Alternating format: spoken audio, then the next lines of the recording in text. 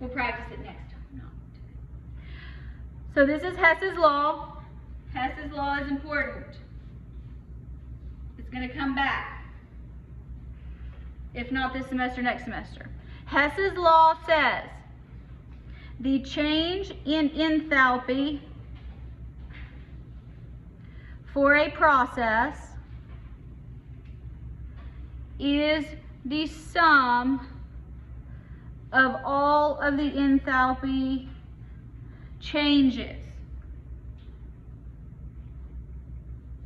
That is a fun way of saying that enthalpy is a state function. How you get there doesn't matter.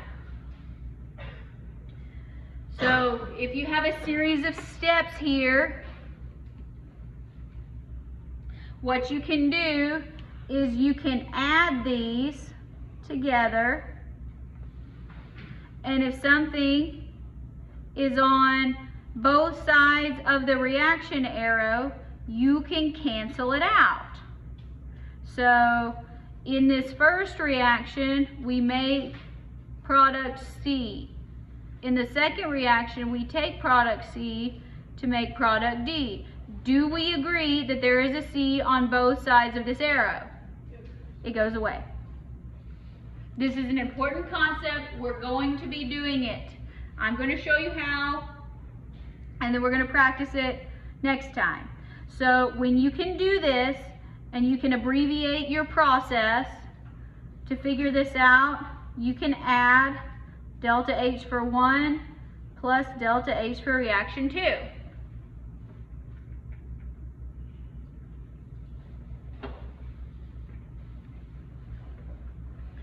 So here are the rules when you're doing Hess's law, because you're going to get a series of equations. This is just how they work. You'll get a series of equations, and you have to manipulate the equations to get your final product, your final target reaction. So here's what you do. If a chemical equation, if you have to multiply it, so is multiplied by some factor, then you also have to multiply your delta H of reaction by the same factor. I'll show you how to remember this in my example. If a chemical equation needs to be reversed, then the delta H for that reaction changes sign. If it's negative and you switch it, it becomes positive. If it's positive and you switch it around, it becomes negative. You don't manipulate the number in that case. And then if a chemical equation can be expressed as the sum of a series of the steps, delta H reaction for the overall equation means you add them up. Here is what this tends to look like. Again, I'm going to help you with this, and then we're going to practice it. I'll do one example today, I'll do another example, and then we'll practice. Yes. Okay. Finding delta H for the reaction. This is our target reaction. So this is how these questions are going to look like. We have, this is what we want, so this is the target. I recommend always doing this with a pencil. I brought a pencil. All right, because you're going to have to manipulate things. All right, so we want, this is what we want to look like. Here is what we're given to work with. So we got to move all these around to make it look like this.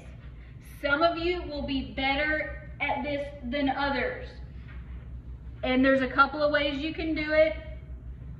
But, so let's look at the first equation and kind of see what we've got. We have C3H8, O2, carbon dioxide, and H2O. When you look at this reaction here, what do you notice? How does it compare to this target reaction?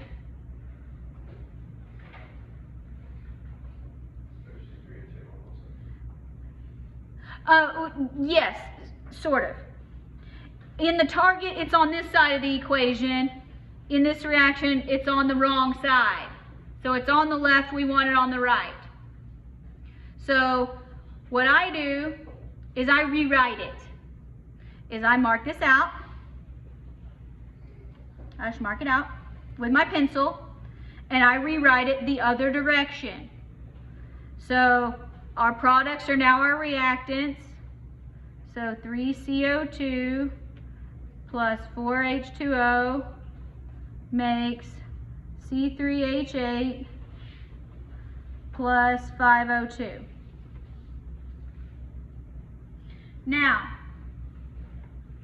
what do the rules say when we reverse a reaction? Delta H changes sign. So rewrite delta H here.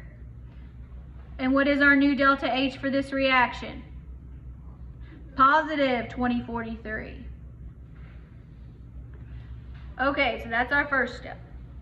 Let's look at this reaction. Carbon, oxygen, carbon dioxide. What is in this reaction that you see in the target reaction? Carbon. We have one carbon in this reaction. How many do we need in the total? 3. So we need to multiply by 3, right? Okay, so if you multiply this reaction by 3, what do we have to do to delta H? Multiply it by 3, write it out. Okay, let's look at our next one. Hydrogen, oxygen, water. What's in this reaction that's in our target reaction? Hydrogen. Do we have enough? No. What do we need to multiply by? 2. So multiply by 2, which means we have to multiply delta H by 2. Now, we also have to make sure that everything else cancels out. So draw a line here, and let's check things out. So here we have 3 carbons. If you prefer to write 3 on all of these, you can. I tend not to, but you can. So you have 3 carbons. Do we have carbon anywhere else in any of these reactions? No. So it comes down. 3 carbon. If you want to put the solid, great. All right, let's look at oxygen here. How many oxygens do we have? 3. Do we have oxygens anywhere else? Yes, down here. How many oxygens do we have? 2. What's 3 plus 2? 5. So if they're on the same side, you add them together. Okay, think about these reactions like an equal sign. So these are on the same, so we have 5 oxygens. Do we have oxygens anywhere else? Yes, where? Over here. How many do we have? 5. So what happens? They all go away. Yes. Mark them out. The best part. Mark them out. All right. Let's look at carbon dioxide here. How many carbon dioxides do we have? 3. Do we have carbon dioxide anywhere else? Yes, down here. How many do we have? 3. Guess what? Boom, they go away. Yes. We like doing this. This is why we do it in pencil, because it doesn't always work out perfectly. All right.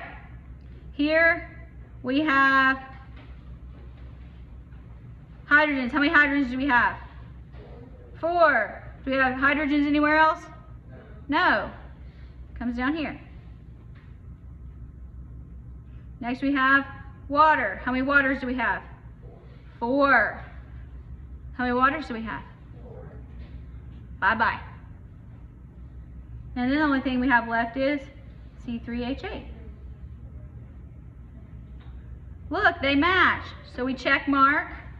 Now the way I deal with these, because again, I'm bad at the calculator with putting parentheses on it, is I multiply 393.5 and I rewrite negative 1180.5 kilojoules. 2 times, again, some of y'all may not need to do this. You can probably be better button pushers. 967.2 kilojoules. And then we already rewrote this one. Be sure you keep your negatives and your positives straight. So delta H of the overall reaction, you add them up. So negative 1180.5 minus 967.2 plus 2043. So overall, negative 104.7 kilojoules.